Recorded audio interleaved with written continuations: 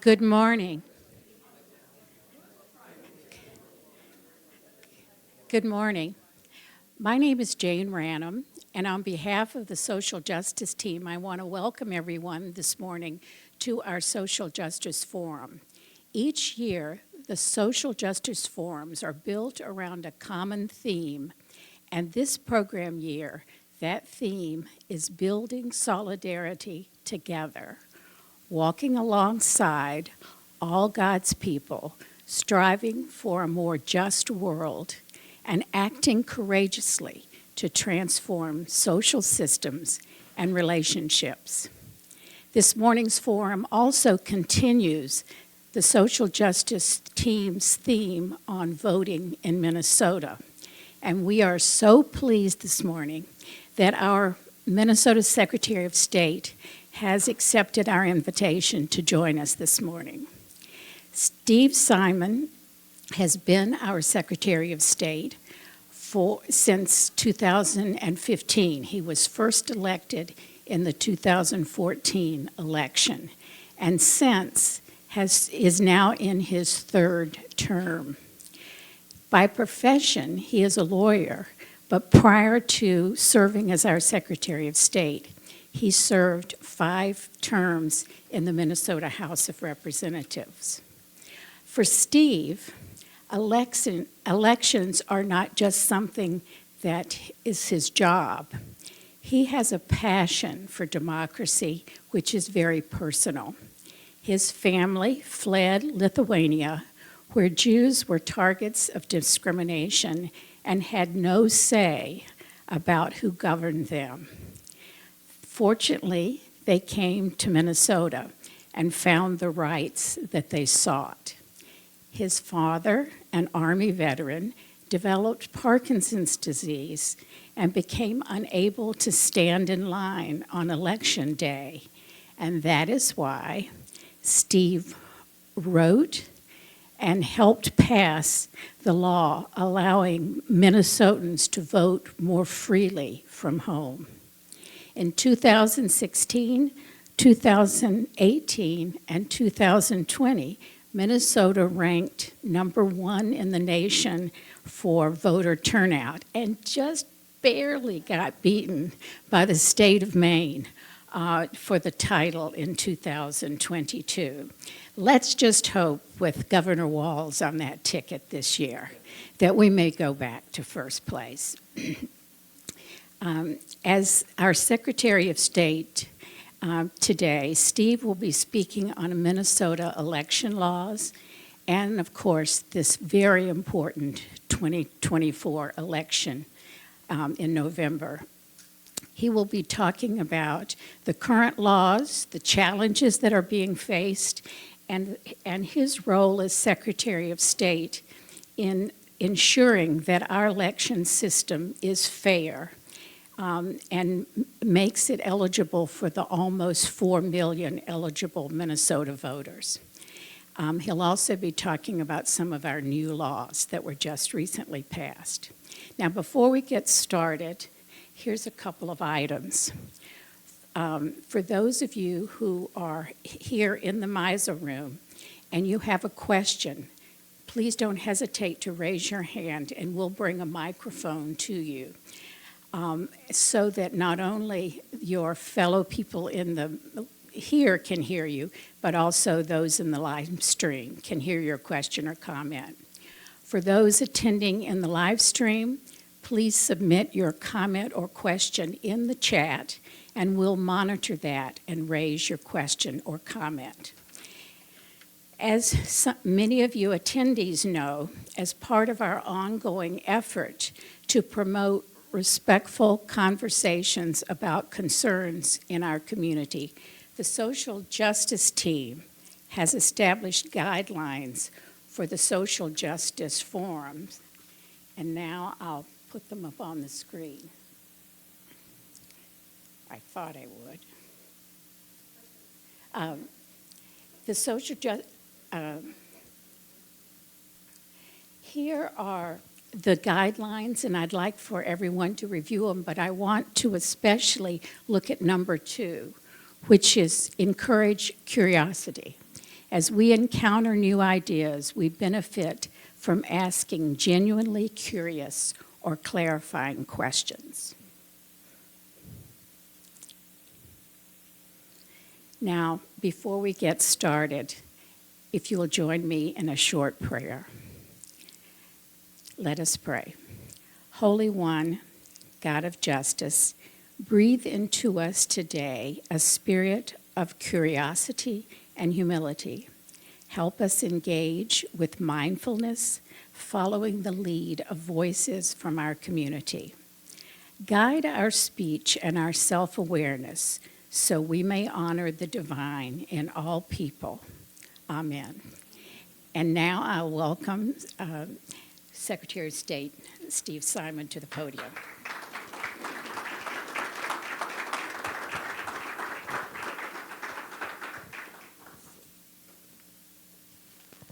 Well, thank you very much, and thank you, Jane, although I can't help but call her Senator Ranum, because when I was in the legislature, when I started, she was still in the state Senate, and I just can't. I can't disassociate you from the state senator that you were for 16 years, right, representing Minneapolis. And this is a legislative reunion of sorts. I didn't know this, but we have two other distinguished former legislators with us.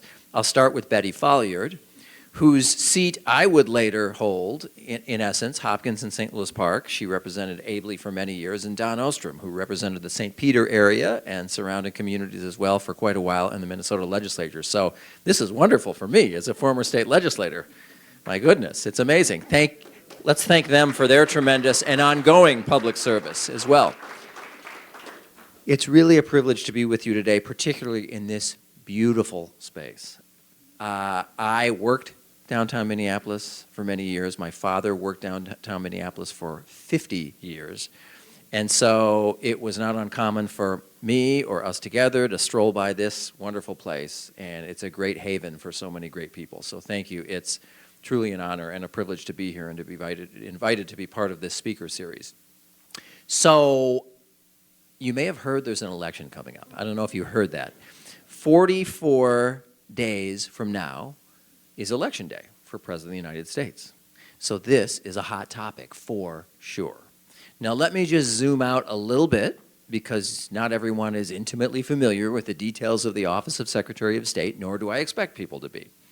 Let's just say, by the way, that I have to do a lot less explaining today about what this office is and does than I did when I first started running for this office. And that's the case across the country with my colleagues.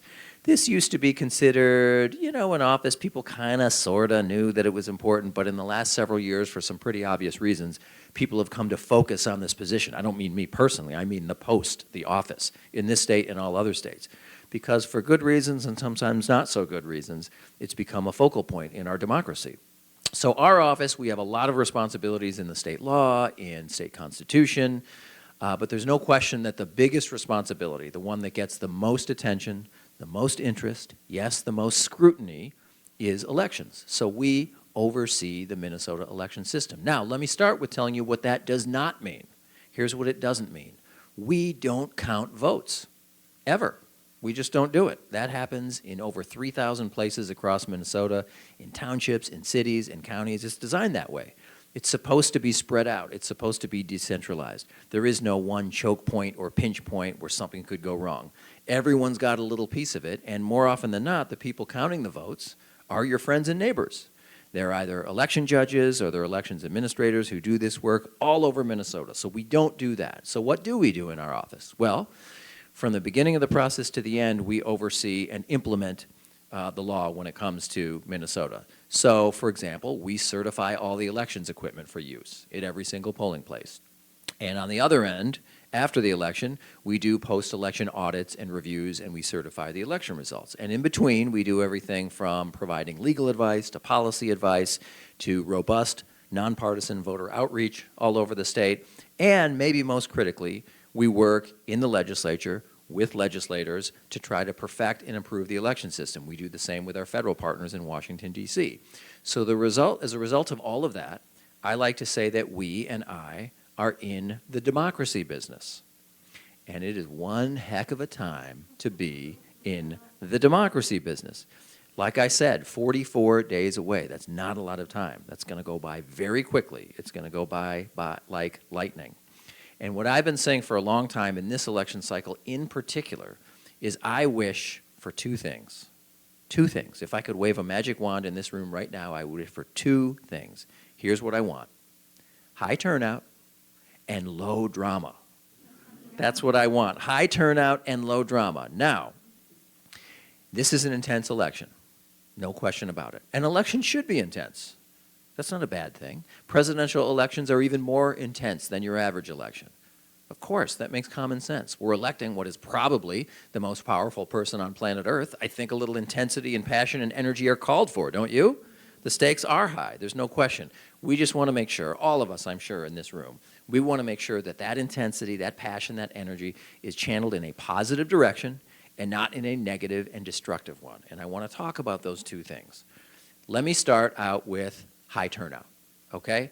I don't mind bragging, as you heard from Senator Random, that 3 out of the last 4 elections, Minnesota has been #1 in America in voter turnout. That's extraordinary. That's a great record to uphold. We have a reputation and a record to uphold this year. Now, last time in 2022, as you heard, we were still on the medal stand in Olympic terms, right? But we're going for gold again. So we want to be back to #1, our rightful place, just as nature intended, for Minnesota to be #1 in the country again. And it is true, regardless of your political affiliation, I have a hunch that with Governor Walz on the ticket, that's going to boost up a little bit of turnout. So I'm kind of optimistic about that. But I get asked quite a bit, given my job, why I think it is that Minnesota, not just the last 4 elections, but going back decades, as many of you know, why are we such a powerhouse when it comes to elections? Why, even when we're not #1, why are we usually 2, 3, 4, or 5, top handful? Why is that? I mean, what is it about us? Is it something in the water? Is it dumb luck? Is it a coincidence? What is it? Well, I don't think it's any of those things. I think it can be explained by a few things, but surely one, and probably top of the list, is we've had really good laws when it comes to elections. Put there, some by Democrats, some by Republicans over the last 50 or so years, some even by the 3 former legislators you see right here who battled on the House or Senate floor for some of these things to protect and preserve and improve our democracy and our election system. So let me talk about a couple of the classics. I'll get up from behind here for a second. You know that for over 50 years, we've had something in Minnesota. We were one of the very first states to adopt it, which is same-day or election day voter registration. It is what it sounds like. It means in Minnesota, you can waltz into a polling place on game day, so to speak, having never registered or maybe being in need of a changed registration. Maybe you moved, maybe you had a name change, whatever the reason, and you can do both things that day. You can register to vote and you can vote in one seamless transaction. You can do that. And we were one of the first 3 states in the country to do that in 1973. And still 50 years later, we are deeply in the minority. There are only 15 or 16 states that have that. In most of the rest of the country, as some of you may know, because maybe you've lived in those states, to this day, this year, the rule is in those other states, in the majority of states, that if you aren't registered to vote about a month before the election, early October, let's say, you're out. You're done. There's no workaround, there's no exception, there's no backdoor. That's it. You may not participate if you're not registered. And for 50 plus years in Minnesota, we've said that's not who and what we are or want to be. You can do those things. And by the way, what does registration mean? You know, particularly for young people, that tends to be this mysterious term. Voter registration. Do I have to bring someone? A blood sample? What do I do? What does that even mean? Registration. Voter registration only means 2 things. Not 20, not 8, 2.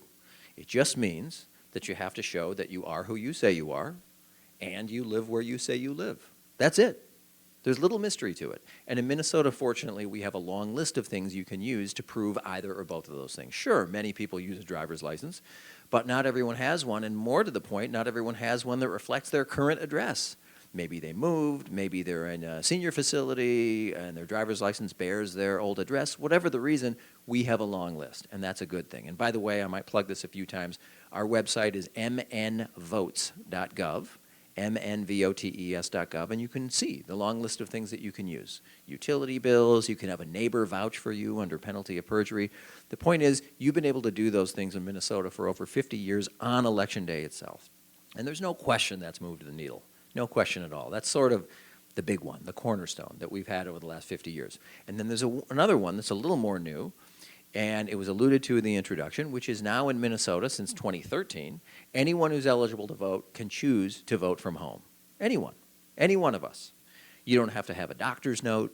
You don't have to have an excuse or a reason. You can just do it because you feel like doing it. No one asks, and even if they did, you don't have to give them an explanation. And that was passed in 2013. It was my bill in the legislature during my last term, so I'm pretty proud of that. And it was inspired in part by my father's difficulties voting, that's for sure. But 7 years later, and we could never have known this in 2013, 7 years later, that's kind of what saved the COVID election of 2020. That's what led us to be #1 in the country. There was a massive surge in Minnesota and everywhere in the country of people wanting to vote absentee before Election Day. In fact, I don't want to throw a bunch of facts and figures out at you today, but this one I like. 58% of Minnesotans, a pretty large majority, voted absentee in 2020. Just imagine that. 42%, a minority, went to a polling place on Election Day. That's extraordinary for all the obvious reasons. In 2020, remember, only 4 years ago, but memories fade, right? This was pre-vaccine America. People weren't wild about going to places where a lot of people congregate. In Minnesota, believe it or not, we average about 1,000 people per polling place. 1,000. So that's 1,000. They're not all there at the same time, obviously, but throughout the course of the day, they're winding through the polling place area with their droplets in pre-vaccine America, right? And so that's why there was a huge surge in Minnesota and every other place. So it came back down to earth again to just over a quarter of voters, about 26%, I think, in 2022. But the point is, we have that law. That's a great law.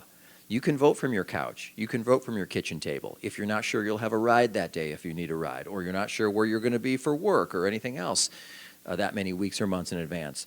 It's an insurance policy, so you can vote from your home, and that's a good thing. Those are some of the classics. But last year, the Minnesota legislature went a good deal further than that. Last year, the legislature, after a lot of pent-up demand over a lot of years, passed what I would call sort of a suite of new reforms, many years in the making, that I and many others were pressing for and pushing for, that I think is going to put us in an even better spot this year and going forward another generation or two to sustain that record that we have. So let me just walk you through a few of the highlighted ones from this last year that I think are going to make a real positive difference. One that got the most headlines, I would say, is after a 20-year debate, Minnesota finally restored the freedom to vote for people who have left prison behind. That's 55,000 plus Minnesotans who have done every month, every week, every day of their time. They've done their time. They're out. And some of them have been out for years or decades, and they couldn't vote, and now they can. So that is a huge deal. That is a game changer for so many people, for so many communities. And now half the battle is just getting word out that this is a thing, that this even changed, that this is a law change. Some are suspicious. Some don't take everything that the government says on face value. And so they don't want to be tricked. They think, is this a trick? Am I going to go vote and I'm going to get in trouble and end up reoffending again? So we're working with a ton of community partners, including faith groups, religious institutions, nonprofits across the state, to coordinate an effort. We're in the middle of it right now. Our office, for example, is doing a mailing to all 55,000. Others are doing door knocks. Others are doing phone calling and phone banking to try to get at those folks. We're working with the probation system in all 87 counties to get the word out that this is a thing. And of course, we don't have mandatory voting in this country. Some do. Brazil, Australia, Belgium, a few countries do. We don't. So if someone doesn't want to vote, that's up to them, but we want to know that they have the freedom, they have the right to vote. And whether they exercise it is up to them, but we want to get the word out. So that's a huge change. Another huge change is that now, after many years of debate, we have an automatic voter registration system, which is really, in a way, just a gloss on what these three legislators know well, and I think some of them were present at the creation, which is over 30 years ago, we implemented a motor voter law. And it is what it sounds like. Motor voter means when you go to get or renew a driver's license, you can check a box. You've been able to do this for 30 years, saying, yeah, register to me to vote. Why? Because the very same information you're providing to get or renew a driver's license is the very same stuff you'd need to register. You're showing you are who you say you are, and you live where you say you live. So that's worked well for 30 years. All this does, this automatic voter registration law, is it reverses the presumption. It's not an opt-in system where the person has to check a box and do something affirmatively. Now, if you're otherwise eligible, and that's the key, if you're otherwise eligible, if you can demonstrate you're a citizen, you're a resident, you're over 18. If and only if those things are true, then you will be automatically registered to vote, and you can always opt out, of course. No one can force you to be registered. You'll get sent a postcard in the mail, and even if you don't get the postcard, or you do and you threw it away, you can always opt out, of course. But it's a great way to get hundreds of thousands of people who are eligible but not yet registered, registered. And it's good for improving the quality and the integrity of the voting rolls. Why? Because we now get people into the system weeks and more likely months earlier than they otherwise would be, so we can do the vetting and screening and filtering to make sure that only eligible people are on the voting rolls. So it's really a win-win. So that's been a tremendous, I think, win for our democracy in terms of recent laws. Here's another one.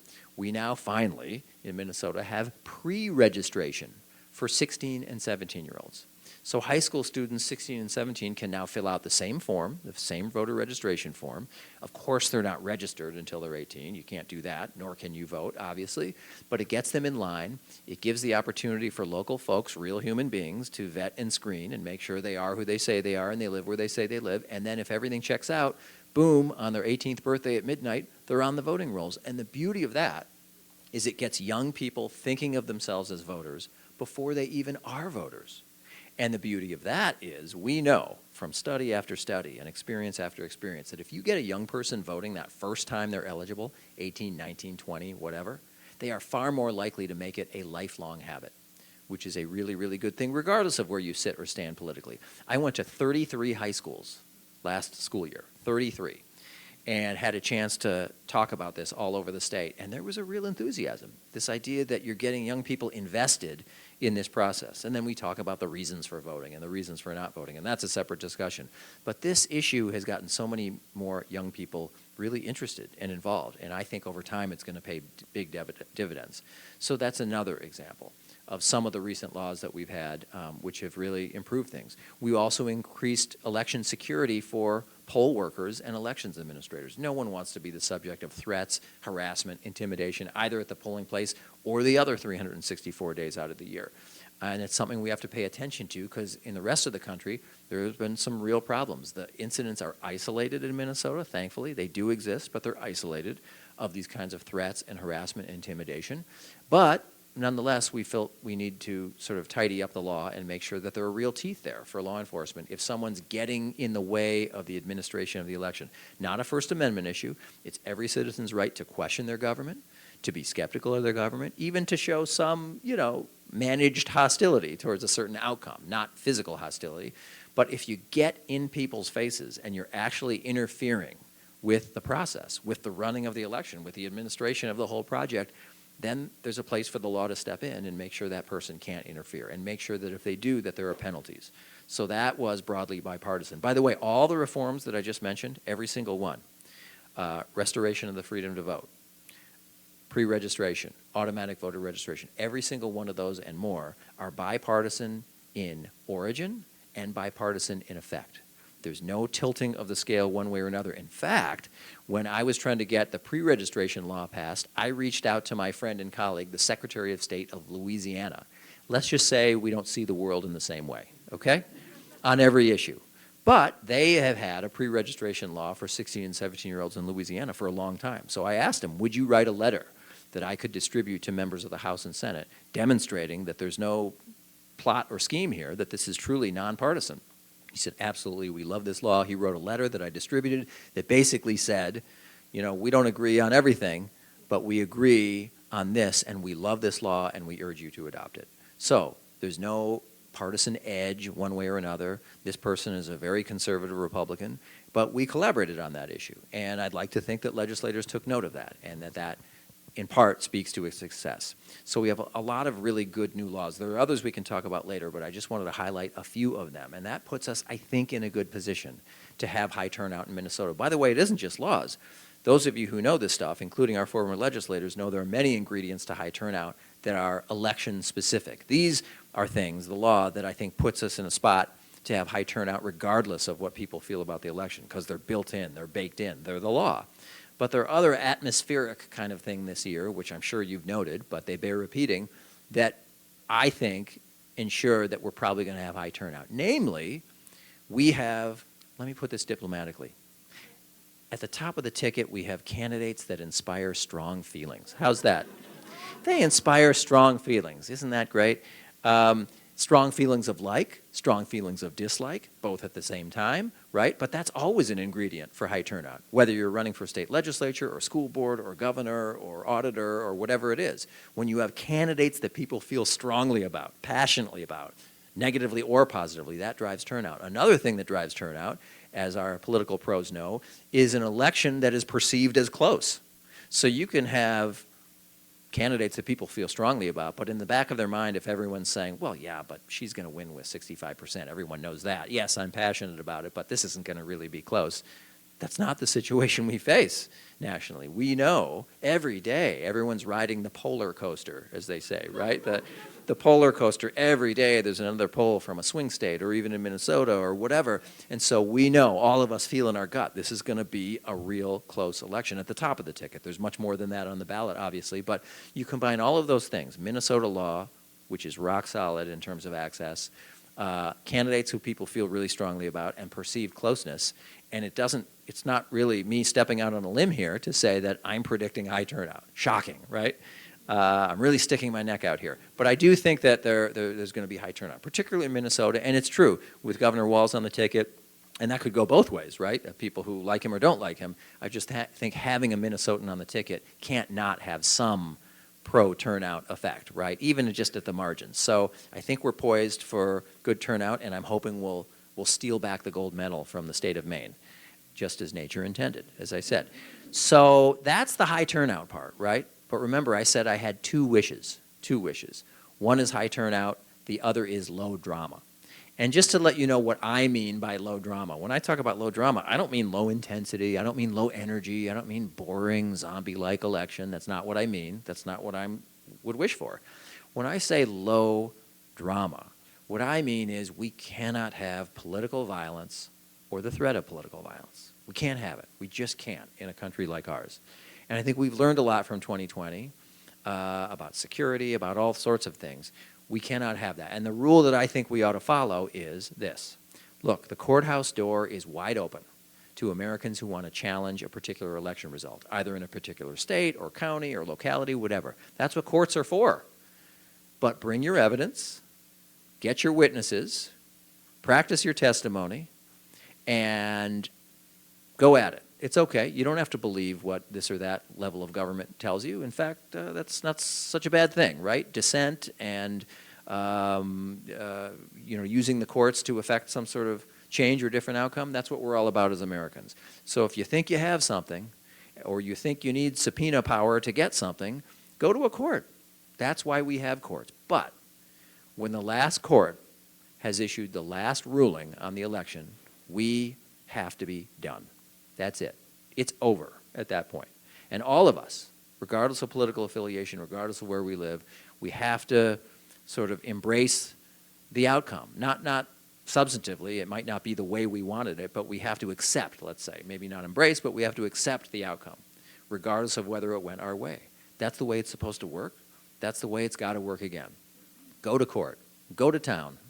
Bring your evidence. Marshal your witnesses. But that's it. That's where you do it. Not on the Capitol grounds on January 6th, not anywhere else in the streets, not with violence or the threats of violence. That's what I mean by low drama. And I'm less optimistic about that. Still somewhat optimistic, but less optimistic than I am about high turnout. We've got a lot of challenges out there. We've got a lot of threats out there. And I want to just talk a little bit about a couple of them.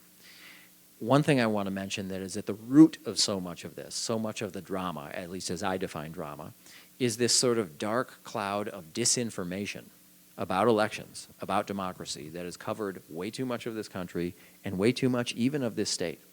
Now, when I talk about disinformation, I'm not talking about disagreement. That's as American as apple pie. If someone wants to disagree with me in this room, in this community, in this state, if someone wants to say that I'm criminal or incompetent or whatever, hey, I signed up for this gig, right? That's what it's all about. You can have those disagreements. Or if someone wants to say our election system is terrible because we should really have these 3 laws that we don't, or it's terrible because we have these laws and they're terrible laws and we should ditch them, whether it's adding laws, subtracting laws, you don't like the system, that's fine. That's not disinformation. That's people having a disagreement. What I mean by disinformation is the dissemination of knowingly false information about what the system is, not what it ought to be, because what it ought to be is always up for debate, 24/7, 365 days of the year. But what it is something. It means something. We have rules in place. You may not like them, but don't lie about or distort what the system is. And let me give you just a couple examples of that. Remember at the very beginning I said we don't count votes in our office. It's not something we do. We're not in the same room. We're not in the same city. We're not in the same county. That happens in a distributed way all over the state.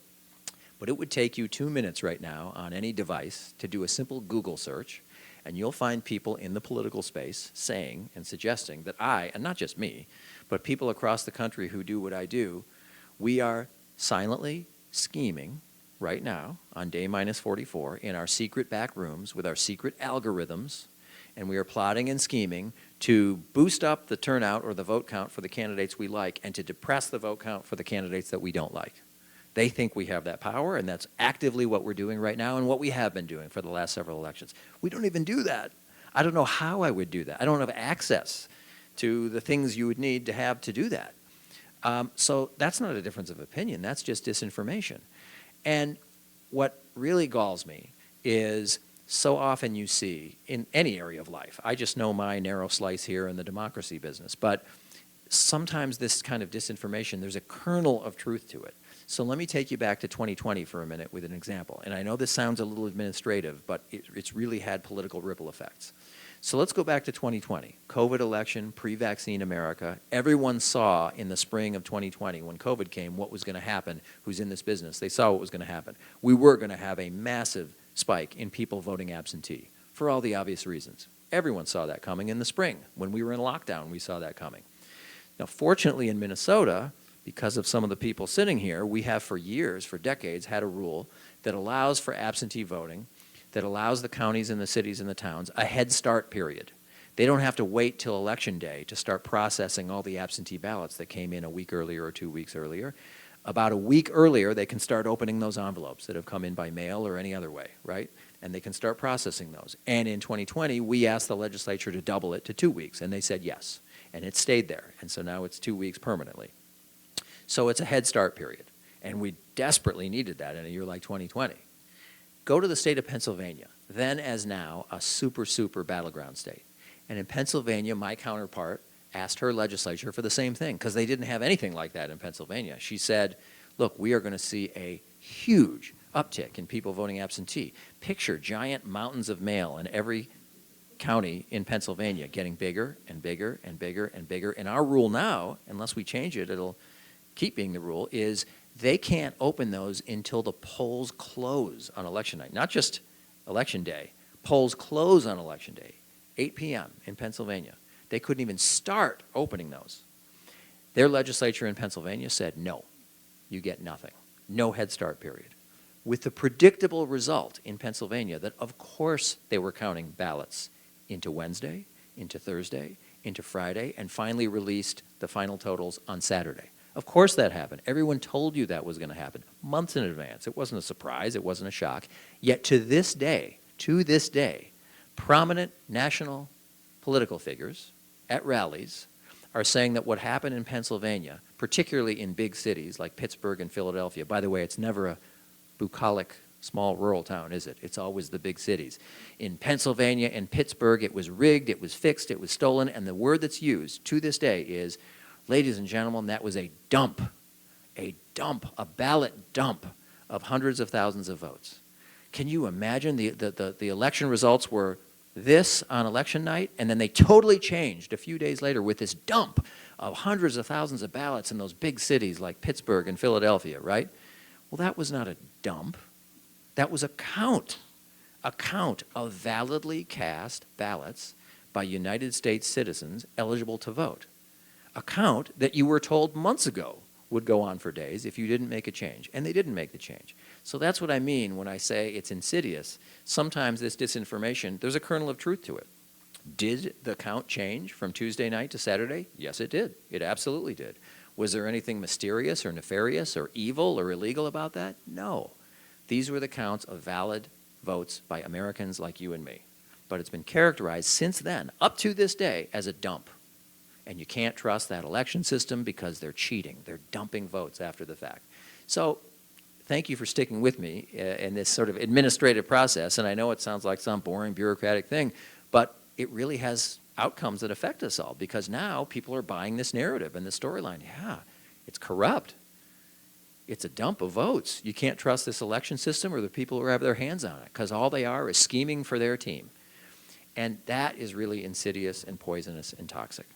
It's tough. It's tough to overcome. And some of the disinformation is made worse, or could be made worse, I should say, by new developments like artificial intelligence, much in the news lately, right? Let me give you an example. I remember when I was in the legislature, I served on the elections committee, and somebody brought and passed around a copy at one of our hearings of a flyer, a paper flyer, good old-fashioned paper Xerox flyer, that had been put indoors in residences in Milwaukee, Wisconsin, in the 2000 presidential election. Remember, 24 years ago, that was Bush versus Gore. Those of you who remember it, it was also a very closely fought election, and Wisconsin, then as now, was a closely fought battleground state. And these Xerox paper flyers indoors in Milwaukee said something like this: hey friends, hey neighbors, remember, big election coming up. Just remember, if your last name is A through L, you vote on Tuesday. If it's M through Z, you vote on Wednesday. Now, that was obviously designed to trick people. It was obviously designed to keep some people away from the polls on election day, to depress turnout. I have no idea, as I stand here in 2024, how many people were taken in by that. 0, 1, 100, more? I don't know. What I do know is, fast forward to 2024, now imagine the possibility that it's not a paper flyer anymore. How quaint, right? Now, what if it's a deep fake video that purports to show the mayor of Milwaukee saying the same thing, or a popular athlete, or faith leader, or business leader? You get where I'm going with this. I don't see AI necessarily as a new threat, but it is a new means of amplifying a very old threat. Disinformation's not new. There were pamphleteers in the 1700s, George Washington's time, trying to trick people when it came to election and telling them the wrong thing. Not a new problem, but this is a way to supercharge and turbo boost a very old problem, because it's so authentic seeming. Now, the good news is, and the cause for optimism in my book is, we had some recent high-profile experience about this, not in Minnesota, but in New Hampshire. Some of you might remember that during the New Hampshire presidential primary in February, there was a Joe Biden robocall that went out to thousands of homes in New Hampshire. But it wasn't Joe Biden. It was a total synthetic creation of his voice. It wasn't even a case of the real voice of him and they chopped it up and they spliced it to say something. It wasn't even his voice at all. Totally synthetic, AI-driven. And it went to thousands of homes in New Hampshire. And there's an example of the system working. My counterpart in New Hampshire, I think, did a fantastic job, as did the state attorney general, as did the news media. You know, they didn't play the wrong thing, the lie, from end to end. They gave people like a 5-second snippet, just a taste of it, to say, hey, New Hampshire voters, look out for this. If you got this on your phone, it's not real, it's fake. And the system worked there. Of course, half the battle is detection. Can you detect the thing? Once you detect it, though, I think we have system in place where we can get the word out that this is false, that this is wrong. There are other things we can do, though, as well. One is that kind of communication. One, though, is leading with the truth. All of us, not just me, everyone in this room, lead with the truth. Say what's untrue, but say what is true as well. And I think that's important. A third thing that I think is important for us to all push back on dis and misinformation is just transparency. You know, we have rules and laws in Minnesota that ought to, and I think do, inspire confidence in our system, but a lot of people don't know about them. And again, forgive me a little administrative detour here, but let me give you one example of a conspiracy theory nationally and in Minnesota that can be debunked with just sunshine, just letting people on in, opening the doors. showing them the rules that we have in place. Some of you maybe have heard over the last few years this conspiracy that you can't trust any of the tabulating equipment in election places, in polling places, because they're just going to rig the election and switch votes from candidate A to candidate B. So it's meaningless and worthless how you cast your vote, because in the end, some puppeteer, maybe me, maybe someone in the county or someone in the city, they're just going to switch the count. They're just going to switch the votes using those election machines. You can't trust them at all. We should go to all hand counts, right? Well, the antidote to that, I think, in Minnesota, among other things, is just show them what we got. Show them the procedures we have. For example, and again, forgive the administrative detour, we have something in Minnesota called a public accuracy test. It's a mandatory procedure. Every single government in Minnesota, town, city, county, that uses those tabulating machines, which is almost, it's 99+% of them, every one of those, they have to hold this public accuracy test. And what that means is, within a couple weeks or so before every election, not just a general election, primary, special, anything, anytime there's an election, they have to pre-notice, with plenty of advance notice, a public meeting where anyone off the street can come in. You don't have to be a big shot, VIP. You don't even have to live there. If you live in Minneapolis and you want to go to the Bemidji public accuracy test or vice versa, great, knock yourself out. Anyone's invited, and what happens at these things is the elections administrators, in full public view, try to trick the machines. They'll fold the ballot, they'll crease it, they'll put stray marks all over it, they'll overvote, they'll undervote. Instead of filling in the oval, they'll circle the name of the candidate or put a star by it or underline it, whatever, all to see if the machine will catch it. And only if these machines perform perfectly, are they allowed for use in the upcoming election. Now, my goal in telling you all this and in spreading the word about something like that across Minnesota isn't that I expect you all to flock to your local public accuracy test. Of course you're not going to. You have lives, jobs, families, etc. And I go to these things, and sometimes one person shows up, or 10, or 0, depending on where you are in the state. My goal is not that people will go to these things. My goal is just to plant the seed in the back of people's minds somehow that this is a thing. They're not going to remember the name or the acronym or where they heard it, but the next time they see something in their social media feed, or someone at the water cooler or across the fence posts in their neighborhood says, well, I heard you can't trust these machines. They won't even know why, but something will trigger them to say, nah, I don't think that's right. I thought I heard we have something in Minnesota where we check all that stuff. So maybe that's going on in those other places, but I think we got that covered in Minnesota. That can help, even at the margins. By the way, the other protection, someone might say, well, yeah, that's before the election. But that's before they get their mitts on these machines and they start changing votes. Well, remember, in Minnesota, we're a paper state, paper ballots, right? There are still some places in America where it's touchscreen, like a computer keyboard or an ATM or whatever. We don't do that. Good old-fashioned paper that you can touch and feel and see. So even if someone got in there somehow, me or anyone else, I don't know how I would do that. I have no idea how I would do that. I wouldn't do that. There's just no pathway to do that. But let's say someone did do that. You got paper at the end, and you got to reconcile what the machine spits out with the paper, and we got to keep the paper under law for 2 years, under lock and key. So it's one of those great examples in life, maybe few and far between, where low-tech beats high-tech.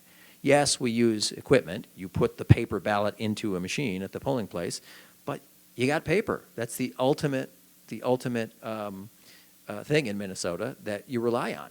So all that is to say, the more we can talk about that stuff, just lay the groundwork, just plant the seed that we have things in Minnesota law and procedure that answer those questions, that make what you think is possible, some sort of conspiracy, really impossible.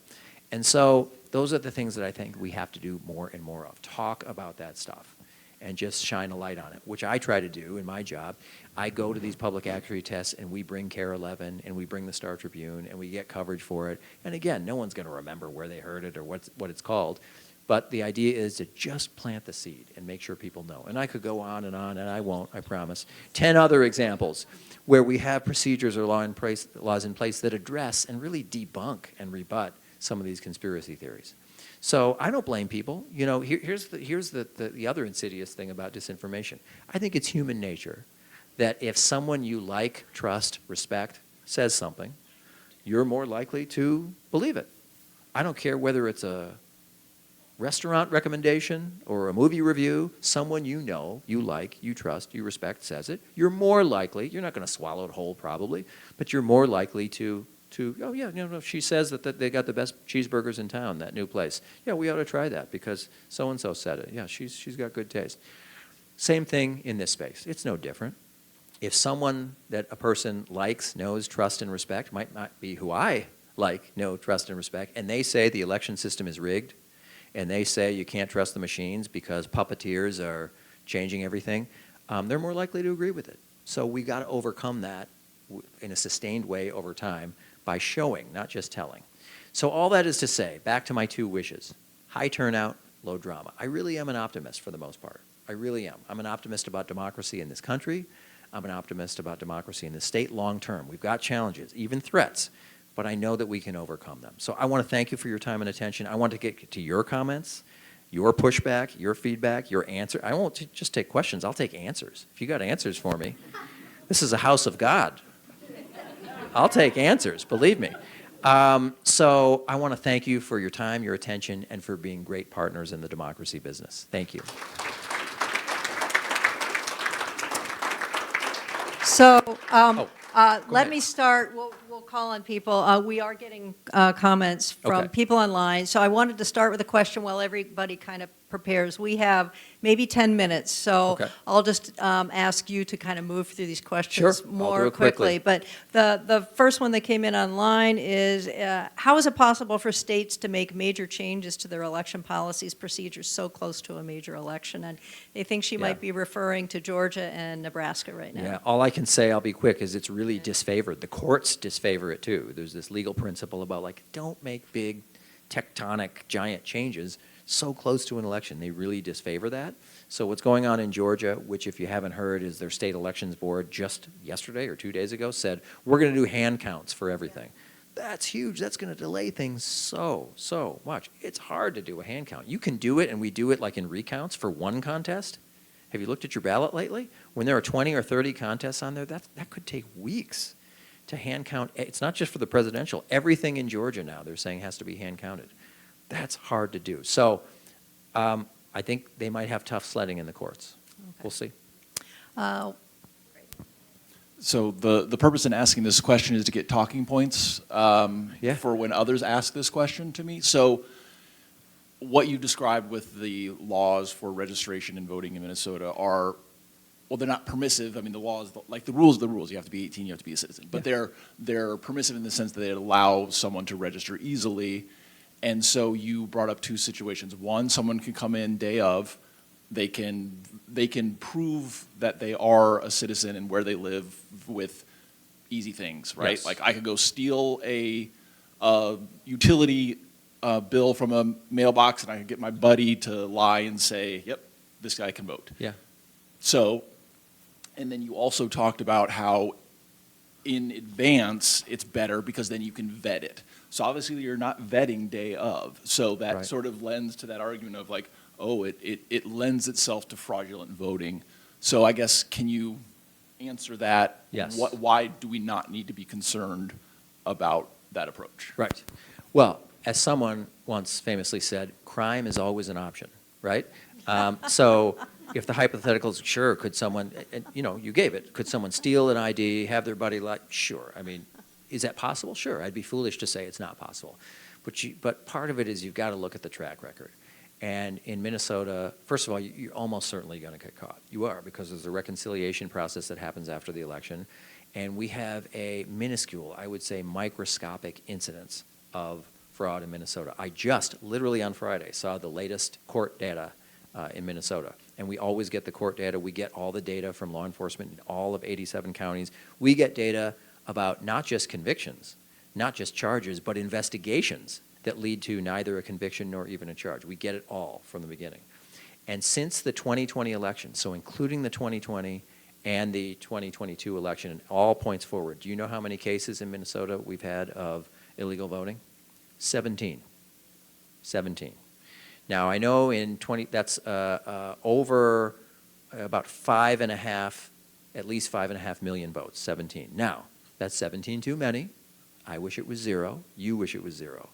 But let's put that in some rational perspective, right? Whatever that fraction is, 17 over 5.5 million, if I told you that that would be your success rate in anything you do, work, hobby, pickleball, crocheting, whatever it is, and your success rate would be that, or your error rate, I should say, would be that, whatever that fraction is, 17 over 5, you'd say, wow, I'm the best pickleball player ever. I'm the best stockbroker ever. I'm the best, whatever it is. So, the record is the system has the safeguards, it has the guardrails, it has a really good record of being clean and honest and successful.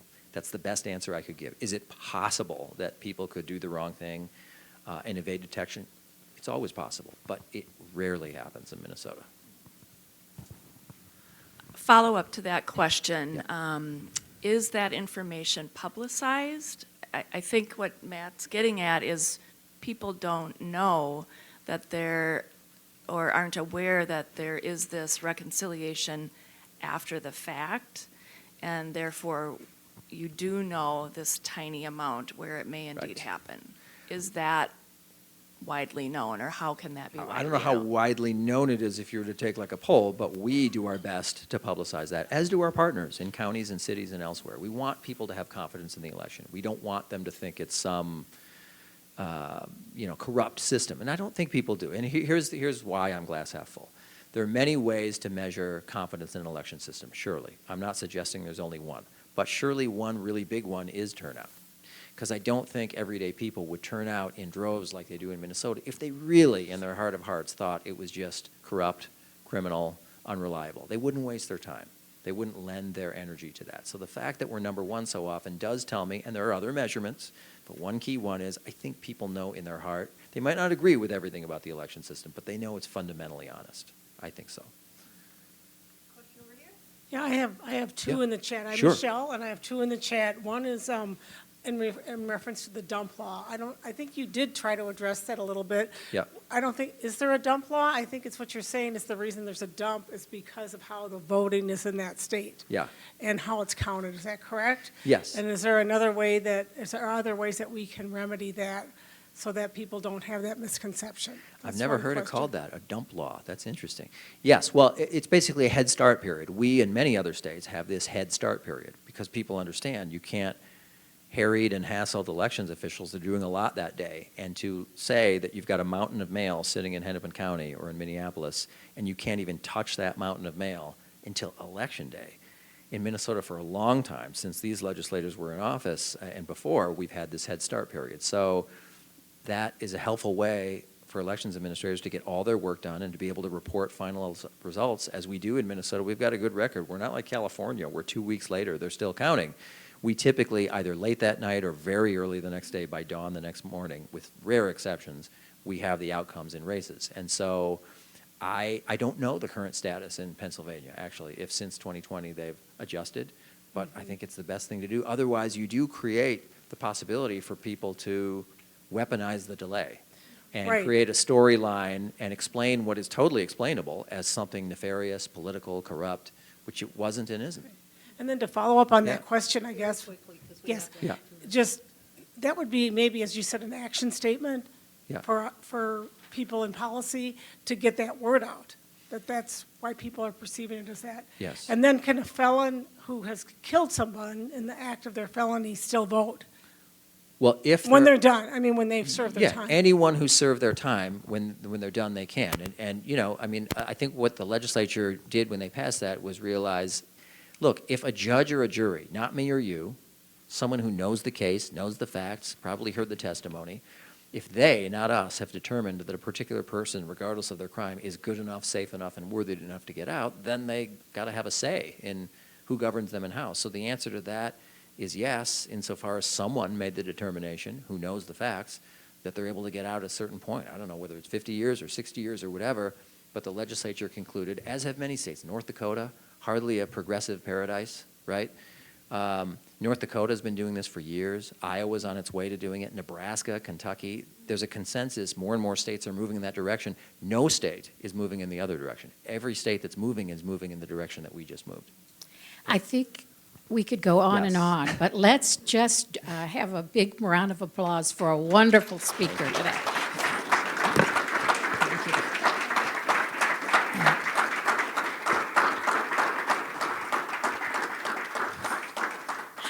Go ahead and start announcing it Yes. there. I just want to remind folks that next Sunday, we have speakers, and I don't have the name of them. It was supposed to have come up there.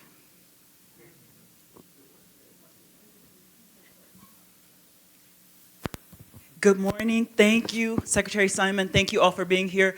Next week, we will welcome young women from the Young Women's Society of the Division of Indian Works. Please come. This is a group of young women ages 11 to 21 who gather and work on issues, and they in particular have been witnessing and getting the word out about missing and murdered Indigenous women. So we'll be back here and on the live stream next week. Thank you all.